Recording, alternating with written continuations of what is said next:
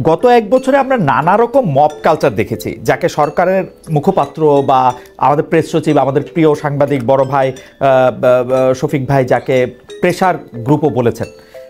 কারণ এই প্রেসারে সরকার অনেক সিদ্ধান্ত নিতে বাধ্য হয়েছে, কাউকে গ্রেপ্তারে বাধ্য হয়েছে। এখন আপনারা যেটা করলেন, মানে আপনার সর্বশেষ যে কাজটা আলোচনা এলো আপনাদের, যার মাধ্যমে ঢাকা বিশ্ববিদ্যালয়ের প্রশাসন শিবিরের প্রদর্শনীর ছবি সরাতে বলল, আপনারা মিছিলে কে কোন পন্থী, পাকিস্তানপন্থী এমন স্লোগানও দিয়েছেন। এটা এক ধরনের মব কালচার কিনা? আমি আবার একটু বলে রাখি, দর্শকরা যারা জানেন তারা জানেন, যারা জানেন না তাদের জন্য বলি। আপনি আবার আরেকটা আপনার সোশ্যাল মিডিয়ামে আপনি এটা বলেছেন যে আপনি যেটা পাকিস্তানপন্থী এই স্লোগানটা দিয়েছেন, এটা ঠিক কে পাকিস্তানপন্থী না, আপনি তো পাকিস্তানি যে স্লোগানটা দিয়েছেন সেটা আসলে হয়তো ঠিক করেন নাই। আমার মনে হয় যে আপনি এইটা আমাদের একটু বলবেন যে আপনাদের চাপে বা প্রেসারে ঢাকা বিশ্ববিদ্যালয়ের প্রশাসন শিবিরের ছবি সরালো কিনা, এটাকে আপনি আসলে মব কালচার বলবেন কিনা। সেদিনের ঘটনাটা খুব স্পষ্ট। সেদিন যখন কিনা এই ছবিগুলো টাঙানো হয়েছে তখন শুধু বামপন্থী না, ছাত্র দলের নেতৃবৃন্দ, সেখানে বাকছাসের নেতৃবৃন্দ, সেখানে ক্যাম্পাসের যারা মানে স্বতন্ত্র গুরুত্বপূর্ণ চরিত্র, তারা সবাই এটা নিন্দা জানাইছে এবং তাদের মোটামুটি অনেকেই প্রশাসনের সাথে এটা নিয়ে যোগাযোগ করছে। বিকাল নাগাদ যখন আমরা এখানে অবস্থান নিই, এটা আপনি মব বলতে পারতেন যদি আমরা 100 জন লোক নিয়ে যাই সেটা খোলার ব্যবস্থা করতাম, কিন্তু আমরা কি সেখানে লোকজন যে দাঁড়ায় থাকছি, আমরা সেখানে স্লোগান দিছি, কিন্তু আমরা কিন্তু ওইখানে যাই কোনো ভাঙাভাঙি বা কোনো রকম সম্মুখ জ্ঞানজামের দিকেই যাই নাই। আমরা সুন্দর মতো প্রক্টোরিয়াল টিমকে বলছি, প্রক্টোরিয়াল টিম আসছে, প্রক্টোরিয়াল টিম সাথে এসে তাদের বিবেচনা মতে তারা সেই ছবিগুলো খুলে নিয়ে চলে গেছে। এই ছবি এখন কোশ্চেন হচ্ছে যে আমার আরেকটু বলি আমি, আপনার এই ছবিগুলি সরাইতেই হইলো কেন? মানে আমি যদি ওই জায়গাটা থেকেও একটু বলি, ছবিগুলি থাকলে কি হইতো? এখন ধরেন আপনি বলতে পারেন যে হচ্ছে যে এটা তো মানে এরা হচ্ছে আপনার কি বলে বিচারিক হত্যাকাণ্ডের ভিকটিম। এখন প্রথম কথা হচ্ছে যে বিচারিক হত্যাকাণ্ডের ভিকটিম এবং হচ্ছে যে তাদেরকে আসলে আমরা ভিকটিম হিসেবে ডিসপ্লে করছি, তাদেরকে আমরা কোন রকম কি বলবো হিরো হিসেবে পোর্ট্রে করছি না। যদি এইটা অবস্থান হয় তাহলে আসলে কথাটা অন্য, যেটা শিবির মুখে বলার চেষ্টা করতেছে। কিন্তু আমরা দেখতে পেয়েছি আপনারা যে স্লোগান নিয়ে কথা বলছেন, যে আমি যখন স্লোগান দিয়েছি তুমিও জানো আমিও জানি জামাত মানে পাকিস্তানি, তার উল্টা সাইডে তারা স্লোগান দিচ্ছে যে নিজামীর বাংলায় কি শাহবাগীর ঠাঁই নাই, সাইদের বাংলায় শাহবাগীর ঠাঁই নাই, গোলাম আজমের বাংলায় শাহবাগীর ঠাঁই নাই, কাঠ ঠাঁই নাই, ইত্যাদি ইত্যাদি। তো গোলাম আজমের বাংলা বলে তো কোনো কিছু এক্সিস্ট করে না। আমি এই কথাটা গতকালকে একটা টক শোতে বলছি। আমি যখন বলতেছি যে জামাত মানেই পাকিস্তানি, আমি পাকিস্তানি অ্যাজ এন এথনিসিটি বলতেছি না। সেটা তো কত চমৎকার চমৎকার গজল গায়কে আপনি চমৎকার বলতেছেন। আমি শুধু আপনাকে একটা জিনিস, মানে আমার প্রশ্নটা আমি ক্লিয়ার করি। প্রথম কথা, একটা রাজনৈতিক দল যদি একটা বিচারিক আদালতের রায়কে বিচারিক হত্যাকাণ্ড মনে করে, যদি মনে করে যে তাদের ছবি দিয়ে তাদেরকে দেশপ্রেমিক বলতে হবে, সেইটা বিচার করার ভার কি আমাদের নিজের হাতে তুলে নেওয়া উচিত? উনি যদি কারো আপনি তুলে নিছেন তো, আপনি তুলে নিয়ে তার একটা পাল্টা জায়গায় নিয়ে গেছেন তো। কেউ যদি বলে যে নিজামীর বাংলায় অমুকের ঠাই নাই, যে কারো বাংলায়, মানে এটা এখন রনির বাংলায় বললে বা মেঘমল্লারের, আমি যেমন এটাকে মেঘমল্লারের বাংলা বলতে চাই, তো এখন রনি যদি আমাকে এটার জন্য আক্রমণ করে, রনিকে এটা আক্রমণটা করতে পারবে নাকি ওর জাজ করতে হবে ও ঠিক বলতেছে না ভুল বলতেছে? কি করবে আসলে? প্রমাণ কোথায় হলো? মানে আমরা তো এখানে সম্মুখ অবস্থান নিছি, কোন রকম তো কোনো মানে কি বলবো হতাহতের ঘটনা তো ঘটে নাই। না, হতাহতটা পরে হয়েছে। মানে আদর্শটাই আমি বুঝতে চাচ্ছি আপনার কাছে খারাপ কেন লাগতেছে বিশ্ববিদ্যালয়ের জায়গায়। বিশ্ববিদ্যালয়ের খুব ক্লিয়ারলি বলি যে ধরেন তারা যুদ্ধাপরাধী কিনা এই নিয়ে আপনি তর্ক করেন, সমস্যা নেই, কিন্তু তারা যে রাজাকার এটা নিয়ে তো কোনো দ্বিমত নাই। তারা যে পাকিস্তানের পক্ষে অবস্থান নিয়েছিল 1971-এর সময়, এবং তারা সেই সময় আল বদর বলেন, আল শামস বলেন, এই বাহিনীগুলির নেতা হিসেবে অনেক লোকজন ছিলেন। তাদেরকে আমি বলতেছি যে তাদের বাংলায়, বাংলাদেশ তো একটা কনসেপশন, বাংলাদেশ তো শুধুমাত্র একটা রাষ্ট্র না। আপনি যখন পাকিস্তানের মতো আমরা বলছি 47 আমাদের অর্জন, আমাদের অর্জন 47-এর ঘটনা ধরে আপনি যখন দেশভাগের ক্ষেত্রে আপনি বলতেছেন। কিন্তু মিস্টার বসু, আমার আসলে আমার দেশ সম্পর্কে আইডিয়াটা আপনি আমাকে আরেকটু কনসেপ্টটা যদি একটু ক্লিয়ার করতেন। আমার তো ধারণা ছিল যে বাংলাদেশটা হচ্ছে এমন একটা দেশ, সেটা সবারই বাংলাদেশ, রাজাকারদের বাংলাদেশ এটা হইতে পারবে না। এইটা কি আমরা চাই যে রাজাকারদের কি আমরা এখন কোথাও ফেলে দিব বা কোথাও তাড়িয়ে দিব যদি আমাদের শক্তি থাকে? ব্যাপারটা কি এরকম চিহ্নিত করব? মানে রাজাকাররা তো সরকারের আশপাশ দিয়ে ঘোরাঘুরি করতেছে, তারাই দেওয়ার আলোচনা আসতেছে কোত্থেকে? আমার যেটা খুব প্যারা লাগতেছে গোটা কনভারসেশনটাই মনে হচ্ছে যে জামাত ইসলামী সামহাও 5ই আগস্টের পরের একটা প্রান্তিক ক্যারেক্টার। মানে আপনি আমাদের প্রক্টর বলছে তিনি নাকি পারমিট উইথড্র করছেন, তারপরে প্রোগ্রাম 3 দিন চলছে, তাহলে ডিফ্যাক্টো প্রক্টর তো আসলে এস এম ফরহাদ এখন ঢাকা বিশ্ববিদ্যালয়ে। সো এইভাবে কথা বলার তো কোনো সুযোগ নাই যে তারা প্রান্তিক এবং তাদেরকে জায়গা দেওয়া হইতেছে না। তারা গত 1 বছর ধরে প্রোগ্রাম করছে, আজকে এবার কি তারা প্রথম প্রোগ্রাম করলো? 36 জুলাই এর প্রোগ্রাম তারা টিএসসির ভিতরে বিশাল বিশাল হোর্ডিং দিয়ে টানা করছে। আমরা তাদের সাথে রাজনৈতিকভাবে অপোজ দেখে আমরা কি করছি, আমরা 14 ডিসেম্বর টিএসসির বাইরে অন্যান্য বিভিন্ন রকম ডেমনস্ট্রেশন করে ওখানে অন্যান্য আপনার মানে 14 ডিসেম্বরের যে ইতিহাস সেটা সামনে আনার চেষ্টা করছি। তো গণতান্ত্রিক পলিটিতে সেটাই হবে যে আমি তো তাকে কখনোই মানে কি বলবো আক্রান্ত করে উঠাই দিতে হবে, তাকে ছড়াই দিতে হবে, এই কথা তো কেউ বলতে যায় নাই। কিন্তু আপনি দেখেন যে আমি মানে একদম চিহ্নিত পাকিস্তানপন্থী নেতাদের ছবি 36 জুলাই এর প্রোগ্রামে আপনার ওখানে বসায় দিলাম, এবং বসায় দেওয়ার পর যে রিপারকাশন আসলো সেই রিপারকাশন কিন্তু গোটা পলিটিটা থেকেই আসলো, কিন্তু সেটা পার্টিকুলারলি যেহেতু আমরা ওখানে ভ্যানগার্ড অবস্থান না বসু আমি বলি আমার কিন্তু অন্য পলিটিক্যাল পার্টিগুলি কি বলছে না বলছে, আমি শুধু আপনার ধ্যানটাই আমি আসলে বুঝতে চাই যে আপনি যে তাহলে বলি আপনার কেন আপনি কেন মানসিক বা শারীরিকভাবে আহত হচ্ছেন ওদের ছবি এখানে টানানো দেখে, মানে মানে মানে আমি রাজাকারের ছবি দেখে না আমার আহত লাগে না, কারণ আমি তো আর ওদেরকে আমি তো বাংলাদেশটা সব মানুষের বাংলাদেশ জানতে মনে করি আর কি। খালেদ ভাই এখানে তো নাগরিক অধিকারের প্রশ্ন তোলার কথা আসতেছে কোত্থেকে? যাদের ছবি দেওয়া হচ্ছে তারা সবাই মৃত, কাজে এখানে তাদেরকে বাংলাদেশে থাকতে দিব না পাকিস্তানে পাঠিয়ে দিব, that is not the discussion we are having. আলোচনাটা হচ্ছে যে তাদেরকে আমি হিরো হিসেবে সেলিব্রেট করবো কিনা। তারা বলতেছে যে তারা ভিকটিম হিসেবে রাখা হয়েছে, কিন্তু তার পর মুহূর্তে তারা যখন স্লোগান দিচ্ছে তখন তারা তাদেরকে হিরো হিসেবে সেলিব্রেট করতেছে। এখন আপনি চাইলে এটা রাখতে পারেন, তাহলে খুব ফাইন, যে হইতেছে এরকম হবে 5 বছর 2-4-5 বছর পরে আমরা আওয়ামী লীগের ক্ষেত্রে এরকম হবে যে আমরা আওয়ামী লীগকেও এরকম ভাবে একটা এন্ট্রেন্স পলিটিক্সে দিয়ে দিব সবাই মিলে, যে হচ্ছে তারাও এরকম একই কাজ করতে পারে, তারা শেখ হাসিনার বাংলায় অমুকের ঠাই নেই আবার হবে বাংলাদেশে।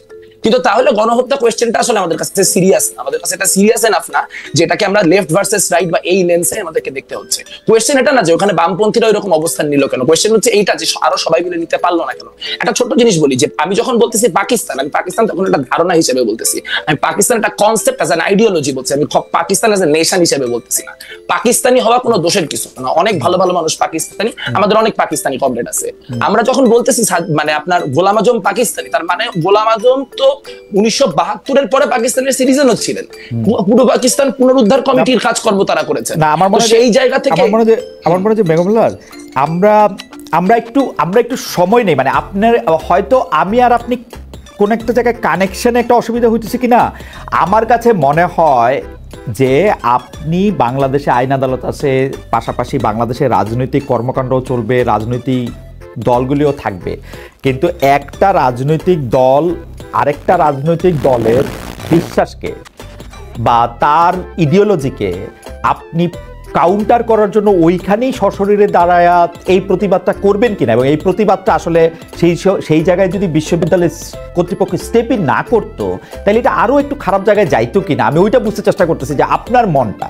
যেমন আপনি আমার প্রশ্ন করলেন রাজাকারের ছবি দেখলে কি আমার খারাপ লাগবে না, না আমার লাগবে না, ছবি দেখার সাথে খারাপ লাগার কোনো সম্পর্ক নাই, কারণ আমি আমার ইডিওলজি জানি, আমার ইডিওলজির সঙ্গে অন্য একটা ইডিওলজি আমাকে ব্যাহত করে কিনা বলতে আমি বুঝাতে চাই যে বাংলাদেশের সবার মতই থাকবে। আপনার মতটা যদি এখানে আপনি একটু বলতেন যে কেন আমাকে একটা ছবি দেখে খুব বিহব্বল হয়ে যেতে পারবে, কেন একটা স্লোগান শুনে আমাকে খুব কেঁপে উঠতে হবে, কেন, কারণটা কি? কারণ এখানে আমরা খুব স্পষ্টত দেখতে পাচ্ছি 24-এর যে অভ্যুত্থান, সেই 24-এর অভ্যুত্থানকে নানান ফর্মে 1971-এর কাউন্টার হিসেবে জামাত শিবির দাঁড় করানোর চেষ্টা করতেছে। এটা কোনো আইসোলেটেড ইনসিডেন্ট না, এই ইনসিডেন্ট গুলা বারবার করে করতেছে, মুখপত্রে বারবার করে লেখা হচ্ছে যে জামাত হচ্ছে কি কিছু মুসলমান ভুল বুঝে মুক্তিযুদ্ধে অংশগ্রহণ করছিল, সেই জায়গাটা নিয়ে আবার যখন যথেষ্ট চাপ আসতেছে তারা সেখান থেকে সরে যাচ্ছে। মানে সাথী এই সোহরাওয়ার্দী উদ্যানে একটা প্রোগ্রাম করার সুযোগ পাইছে, প্রোগ্রাম করা শেষেই প্রথম কথা বলছে যে 7ই মার্চেও এত লোক হয় নাই সোহরাওয়ার্দী উদ্যানে যে পরিমাণ লোক হয়েছে। এখন মুক্তিযুদ্ধের বিরুদ্ধে অবস্থান নিয়ে যদি আপনারা গণ্যমান্য ব্যক্তি আপনারা যদি সিদ্ধান্ত নেন যে বাংলাদেশে জামাত ইসলামী মুক্তিযুদ্ধের বিরোধিতা করলেও রাজনীতি করতে পারবে, রনি ভাই আছে, রনি ভাই অনেক পোস্ট মডার্নিজম, মুক্ত মুখ, লেনিনিজম নানান কিছু দিয়ে ব্যাখ্যা দিতে পারবে যে হ্যাঁ মুক্তিযুদ্ধ বিরোধী অবস্থান নিয়ে বাংলাদেশে রাজনীতি করা যাবে, ফাইন, সেটা আপনাদের পলিটিক্যাল অবস্থান, এটা আমাদের পলিটিক্যাল অবস্থান না। আমাদের পলিটিক্যাল অবস্থান হচ্ছে ছাত্র শিবির নতুন প্রজন্মের, তারা যদি রাজনীতি করতে চায়, তারা যদি বাংলাদেশে অন্য সবার সাথে মিলে রাজনীতি করতে চায়, ওয়েল অ্যান্ড গুড, আমরা 24 অভ্যুত্থানের মধ্যে দিয়ে আসছি, আমরা চাই নাই যে পুরানো যে মানে গ্যাঞ্জামগুলো সেই গ্যাঞ্জামগুলো ফিরে আসুক। কিন্তু তারা যদি বারবার করে মুক্তিযুদ্ধের ব্যাপারটাকে ট্রিগার করার চেষ্টা করে তাহলে আমরা ট্রিগার্ড হব, এবং আপনি কনস্ট্যান্টলি ট্রিগার করার চেষ্টা করে কেউ ট্রিগার্ড হলে তখন ভিকটিম প্লে করবেন, এটা হইতে পারে। ওকে, মেঘমাল্লার বসু তার অবস্থান পরিষ্কার করেছেন। আমরা একটু আবার রেজাউল করিম রনির কাছে যাই এই বিষয়টি একটু বোঝার জন্য। জনাব রেজাউল করিম রনি, আপনি নিশ্চয়ই খেয়াল করেছেন যে শিবির তার রাজনৈতিক বক্তৃতায় হোক, আমাদের সাথে কথা বলার সময় হোক, তারা সবসময় এটা বলে যে তাদের প্রজন্মের বেশিরভাগই বা সবাই ৭১ পরবর্তী, সুতরাং তাদেরকে রাজাকার ট্যাগ দেওয়া, তাদেরকে রাজাকার বলা, পাকিস্তানপন্থী বলা এগুলি আসলে ঠিক না। কিন্তু তারা যখন কাউকে হিরো নির্বাচিত করতেছে, সেই হিরো নির্বাচিত করতেছে তাদের যারা আসলে বাংলাদেশে অভ্যুদয়ের সময় মানে ওপেনলি বাংলাদেশের বিপক্ষে অবস্থান নিছে, যেইটাকে আপনি খুব সুন্দর কয়েন করছেন যে জামাত সারা জীবন পিপলের বিপক্ষে আর অ্যাডমিনিস্ট্রেশনের পক্ষে থাকে, এরকম একটা সুন্দর লাইন আপনি এটা বলছেন যে তাদের পলিটিক্যাল অবস্থানটাই খুব গোলমেল। তো এই কিন্তু শিবির যে এইটা করে, এইটা শিবিরকে আসলে বলার উপায় কি? আমি শুধু আপনাকে মনে করে দিতে চাই যে জামাতের যে শীর্ষ নেতা জনাব শফিকুর রহমান, উনি আমার এক প্রশ্নের জবাবে সরাসরি বলছেন যে আমরা ৪৭ থেকে আজকের দিন পর্যন্ত আমাদের কোনো কারণে যদি মানুষ মনে কষ্ট, মনে দুঃখ এগুলি পেয়ে থাকেন, সে তার জন্য আমরা দুঃখিত, আমরা এগুলির জন্য আসলে একদম আনকন্ডিশনাল। আমি তাকে স্পেসিফিক জিজ্ঞেস করছিলাম এই ৪৭ থেকে আজকের দিনের মধ্যে ৭১ আছে কিনা, উনি বলছে সবই আছে। তো আপনি যদি একটু আমার বলতেন যে শিবির আসলে নিজের কি দেখাইতে চায়, মানে শিবিরের মানে হিসাবটা কি আসলে? আচ্ছা দেখেন, আমি আপনার একটা আগের আলোচনাতে আসি। দেখেন, জামাত শিবির এখানে রাজনীতি করবে কি করবে না, এটা অন্য কারো শর্তের মাধ্যমে সে করবে না, অন্য কেউ শর্ত দিতে পারবে না, সে তো আর মতো করে তার একটা জায়গা আছে। দেখুন এখানে আপনারা যে লম্বা আলোচনাটা করলেন, এখানে আমার মনে হয় একটা জায়গা মিসিং আছে, সেটা হলো যে কোশ্চেন অফ টলারেন্স। আপনি এটাই বুঝাইতে চাচ্ছিলেন আমার মনে হয়, যদি আপনার আলোচনাটা আমি বুঝে থাকি, যে ধরেন জামাত শিবির একটা ইতিহাসের রং সাইডে রাজনীতি করে, in the wrong side of হিস্ট্রিতে দাঁড়ায় রাজনীতি করে ধরেন, এবং এই ব্যাপারে সে তার কোনো স্পষ্ট পজিশন নাই, সে ক্লিয়ার করে না। হ্যাঁ, আমি পুরা ডিসকোর্সটাই বলতেছি, ধরেন জামাত শিবির দুইটা মিলে, দুটাকে আলাদা না করে যদি বলি, তো হোয়াটস রং উইথ দ্যাট? এটা সে করতে পারবে না? এটা সে ডেফিনেটলি করতে পারবে, এবং এর জাজমেন্ট পিপল দিবে, পিপল এটা গ্রহণ করবে কি করবে না এই দায় পিপলের উপর ছেড়ে দেবে। কিন্তু আপনি যেটা করছেন, আপনি টলারেন্সের কোনো কালচার চর্চা করছেন না। আমি বলি যে বাংলাদেশে টলারেন্সের কালচারটা নষ্ট করছে কিভাবে? নষ্ট করছে এরকম ফ্যানাটিক ইডিওসেন্ট্রিক লোকগুলো, কিভাবে তারা নষ্ট করছে দেখেন, একটা সমাজে টলারেন্সি ফার্স্ট দেন ডেমোক্রেসি। আমাদের সমাজে ডেমোক্রেসি কেন আসে নাই? কারণ আমরা জাজমেন্ট করি একটা লোককে আমার ইডিওলজির সাপেক্ষে। দেখেন ইতিহাসে এক সময় যে বিষয়গুলো পূজনীয় ছিল, মুক্তির প্রতীক ছিল, এবং মুক্তির আকাঙ্ক্ষার ভেতর থেকে যে সমস্ত স্লোগান উচ্চারিত হয়েছিল, পরবর্তী সময়ে সেগুলো নির্যাতনের হাতিয়ার হয়ে উঠতে পারে, যেমন ৭১-এর চেতনা। প্রথম কথা হলো আমরা কিন্তু একদিক দিয়ে বলতেছি যে আসলে, এবং জানতেছিও, বামপন্থীরা কিন্তু যদি আপনি ভোটের বা পপুলারিটির জায়গা থেকে বলেন, এতই মানে মানে অল্প যে তাদের নিয়ে আসলে কথা বলার কিছু নাই। কিন্তু ইডিওলজির প্রশ্নে আমরা বেশিরভাগ সময় যেই কাজ আমাদের পছন্দ হয় না, সেই কাজে আমরা আসলে বামপন্থীদের দায়ী করে থাকি। একই ঘটনা কিন্তু জামায়াতের ক্ষেত্রেও।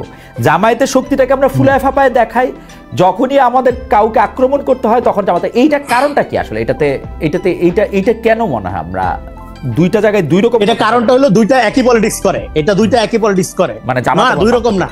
আপনার এখানে বামপন্থীরা এবং জামাত একই রাজনীতি করে, দুইটাই হলো ইডিওলজিক্যাল ফোর্স, এবং idealism, ideology and total politics, এবং এটা দ্রুত ফ্যাসিবাদের দিকে যায়, এই জন্য গণতন্ত্রকে যদি আপনি, যখন বামপন্থীরা, আমি যে একটু আগে বললাম বামপন্থীরা কখনো লিবারেল না, হ্যাঁ কেন না? বামপন্থীরা গণতন্ত্রকে একটা ইডিওলজি মনে করে, কারণ ও তো যায় রাষ্ট্র ভাঙিয়া ফেলবে, ও তো রাষ্ট্র কনসেপ্টে বিশ্বাস করে না। ফলে ও যেরকম একটা প্রতারণা করে এদিক থেকে।